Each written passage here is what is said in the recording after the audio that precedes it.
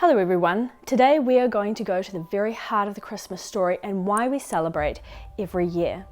Let's go to Luke chapter 2 verse 1. In those days Caesar Augustus made a law.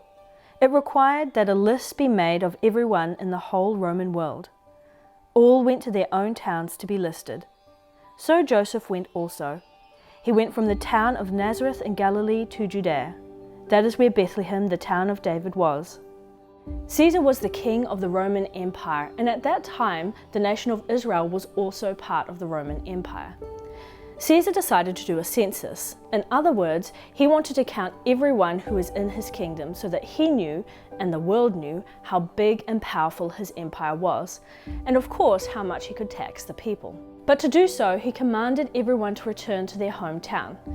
Now this might not sound like a big deal, but Mary and Joseph lived in a town called Nazareth, and Joseph's family was from a town called Bethlehem.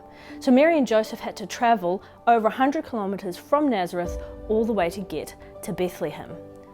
After a long and difficult journey, they finally arrived. While Joseph and Mary were there, the time came for the child to be born. She gave birth to her first baby. It was a boy. She wrapped him in large strips of cloth. Then she placed him in a manger.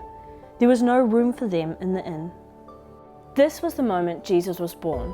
The Son of God was not born in a magnificent palace. He was born in a humble stable. This was how God chose to send Jesus to save us. Mary and Joseph weren't alone for long though. There were shepherds living out in the fields nearby. It was night and they were looking after their sheep.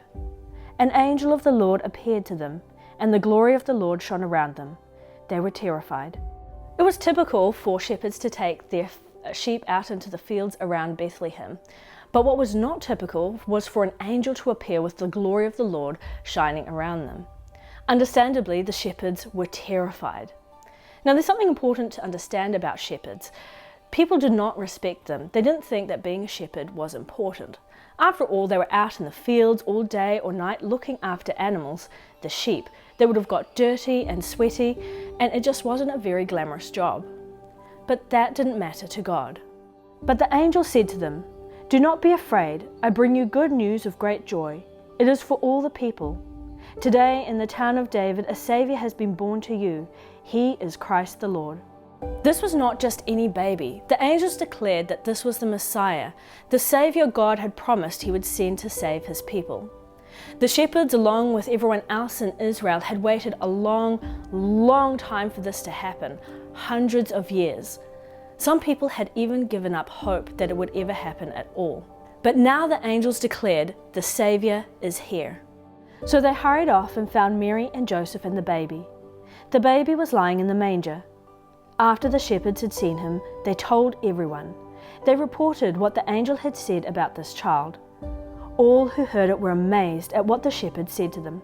These humble shepherds were the first visitors to see Jesus. It changed their lives. They were so excited about it they couldn't stop talking about it. They went and told everyone what had happened, and now those people were able to be amazed and were able to celebrate the good news as well. We're still celebrating that good news today. We don't celebrate the first Christmas because every detail was perfect or because the perfect people showed up. We celebrate and find joy in that first Christmas because God gave us Jesus. This gives us hope and reminds us that God is still doing amazing things in this world and in our lives too. So how are you celebrating Christmas this year? You may have special traditions that you do or decorations that you put up to celebrate this special time. That's great. But how, in the midst of all the fun, the family, giving and receiving gifts, can we take time to stop and celebrate Jesus specifically?